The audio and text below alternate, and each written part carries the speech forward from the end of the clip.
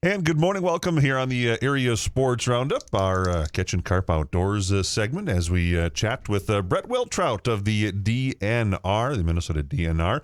Good morning, sir. Good morning to you. How you doing today? I'm well, thank you. And boy, we were just kind of chatting off the air here. When we're focus a lot about hunting here because it's calendars turn to September. You're getting into the hunting seasons and all that, but. We do, as we're recording this, I mean, it's still raining. It rained most of yesterday. It may rain most of the last 3 weeks here. So give us a little update on the drought in this area. How have as far as the DNR goes, how has this affected the drought in the area? Well, so we, the DNR here in the city of Hutchinson has the DNR Fisheries Building, and we have several different DNR divisions that all work out of the same building. So there's a drought team, and we have a drought team that goes, I believe it's once a month. They go and they check water levels. And water levels are obviously down. If you look at any of the lakes, the shorelines, you can tell where the ordinary high water mark is. You can see that there's probably a foot, 2 feet underneath docks, which is not normal. So in the Minnesota River, a couple weekends ago, we had catfish days down in Franklin, and saw very few boats on the Minnesota River just because the exposed sandbars now. It's making it difficult for boats to get through. So the water levels are taking effect. And I would guess the rain here has helped that. Do you expect to be, or maybe hope to be more quote unquote normal when the snow flies here as far as water levels?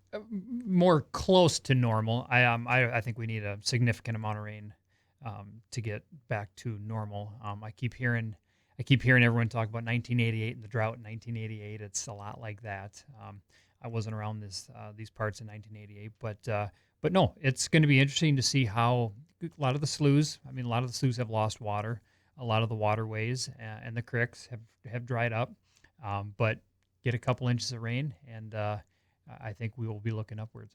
Well, and that's a nice transition over to the hunting side of our chat here, because obviously water levels and different things affect waterfowl hunters. I mean, yes, you can hunt a field or whatever, but you hunt the sloughs. You do different things. So how will the drought, do you think, affect waterfowl hunters in the area? Well, we've already been fielding questions about waterfowl hunters that usually hunt a particular waterway or a slough, and now it's dried up, and now they don't have any cattails, and they just got a reminder that they have to conceal themselves in natural vegetation when you do hunt for waterfowl. But you'll see a lot of people are going to start hunting the mudflats, and they're going to start sitting in layout blinds where there used to be water. It will affect the way we hunt. For the numbers, I've seen ducks. I have seen ducks around here, so I think the numbers are going to be pretty good. And I would encourage anybody to start doing the early teal season, the early goose this week, and then on the 25th, the regular waterfowl season. You mentioned numbers. How are they looking? Not just for ducks, but for geese, pheasant. I mean, all the different birds you can search for. Has the drought affected them, or do you expect a good hunting season? So the drought has affected some birds. We still continue to see geese. We're seeing ducks. The lack of water has actually helped the pheasant count, because typically you get a heavy water, heavy rain. Sometimes it can decrease the population. But I've seen good numbers of pheasants, and I believe pheasants are going to be up this year. I know Iowa just put something together that said theirs are up. Their pheasants are up in Iowa. So it may have affected a little bit, but you're still gonna have a good hunting season if you go out there. And we should remind folks too, if you haven't gotten your license yet, get one. You make sure you do that, because if someone like you shows up, you want to make sure they're legal to shoot or hunt whatever they're going for. And nowadays, to get a license, it is so easy. You can do it online. You can go to Runnings, Walmart, wherever you need to go to, the outpost. And the great thing is that we accept a digital license. So if you keep that on your phone, you don't always have to carry around that blue piece of paper. Staying with the waterfowl, I know there's a new teal season here. How did that come about? How did that get into the seasons here? Well, the early teal season is going to be from September 4th to September 8th. It's a 4-day season, and the only bird that's allowed to be taken is the teal, is the blue wing or the green wing teal. And it came about with just numbers. I mean, they're early migrating bird, and their numbers are good enough to support that early season. We're trying to entice more duck hunters, more people to get out and about, start these wonderful traditions. So Minnesota implemented this experimental early teal season.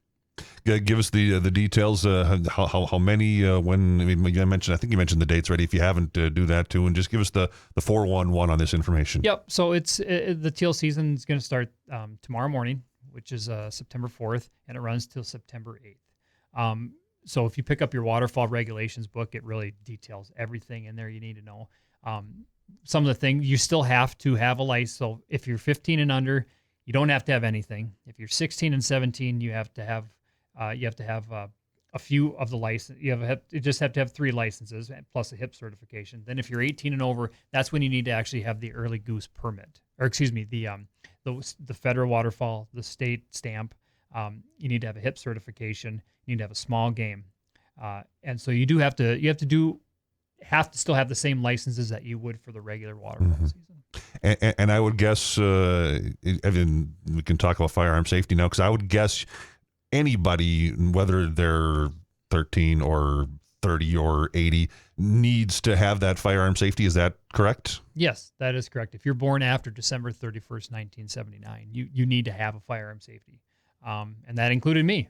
I was born in 81, so I had to have it, And so, and a lot of states require it if you go out state. So if you want to go to Iowa, you want to go to South Dakota, if you want to go out to Colorado elk hunting, some state they mandatorily require every single person that carries a gun or a bow to have a firearm safety. So 12-year-olds, 11-year-olds can take the class. It doesn't become certified until you're 12, and then your firearm safety is in total effect. And a lot of those classes are going on now. I know locally here in the Hutchinson area, I know Gopher Campfires got filled up their firearm safety classes, but there are a lot of classes around the different counties, around the areas. And I think, you can correct me if I'm wrong, I think there's an online something too that they can do, correct? Sure, absolutely. So if you're 16 and over, you do not have to do the hands-on course, which means you don't have to go out to the range and actually physically hold the gun and shoot it. We encourage it, but you don't have to do it. Anybody under 16 has to do either a traditional class online, and they have to attend the field day where they get the practice handling and shooting guns.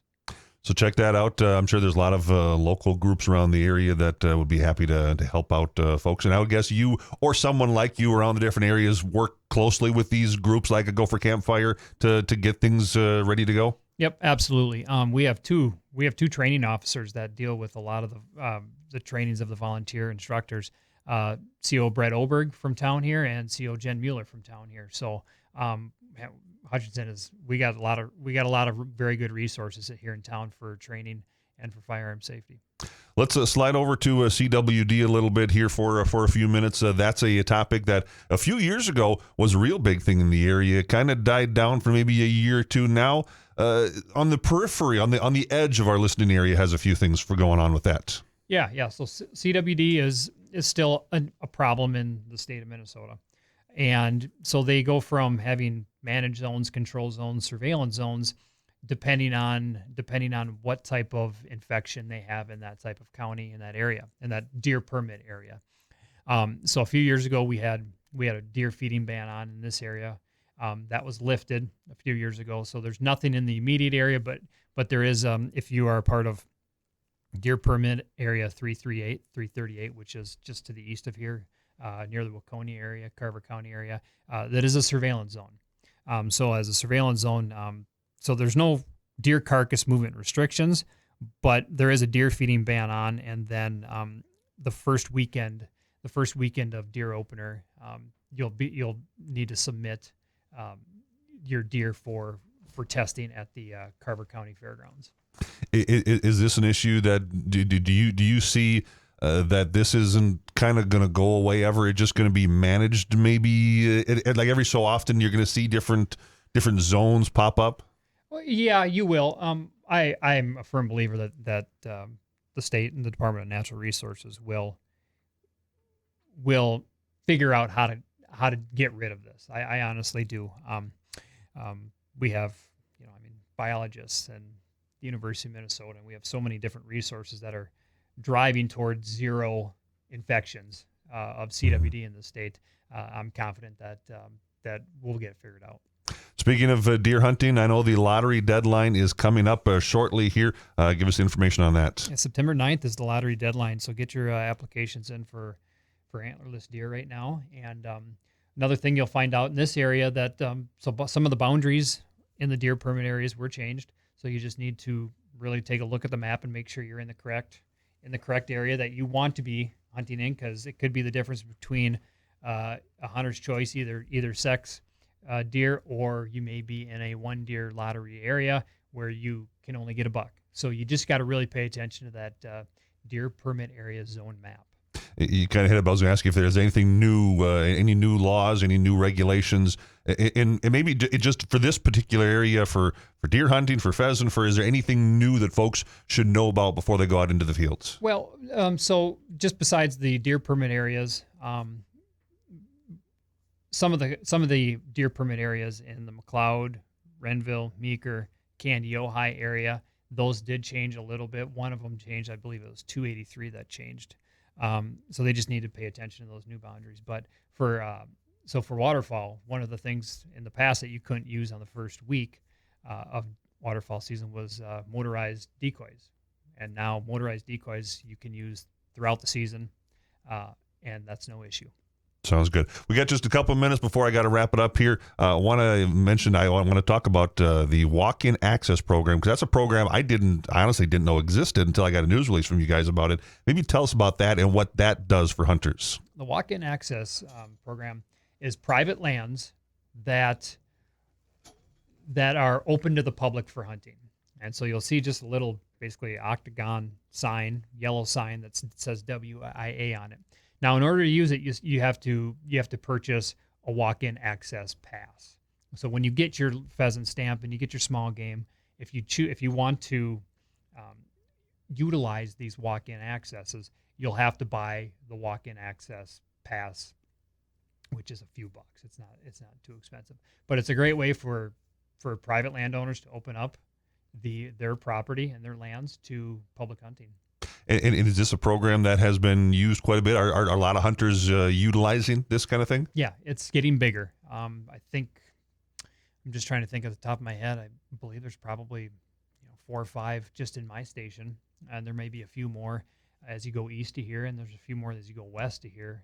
So yeah, it's becoming popular. And I know we jammed through a lot of stuff pretty quickly. If folks have questions or want more information, the website, the DNR website, a real good place to go for a lot of more information. It is, and I can't stress enough to have that DNR regulations book in your truck, in your canoe, in your duck boat. It doesn't matter where you go. Just have that with you, and then also, just remember to be safe this weekend. It's a Labor Day weekend. Temperatures are going to hover in the low 70s, but people are still going to be out and about. So let's just be safe. Sounds good. Hey, thanks for coming in. Thank you. Brett Wiltrout of the DNR here on our Catchin KARP Outdoors segment on the Area Sports Roundup. Catchin KARP Outdoors has been a presentation of KDUZ, KARP, KGLB Radio, and the Ingstad, Minnesota Radio Network. Check out all our past episodes on YouTube.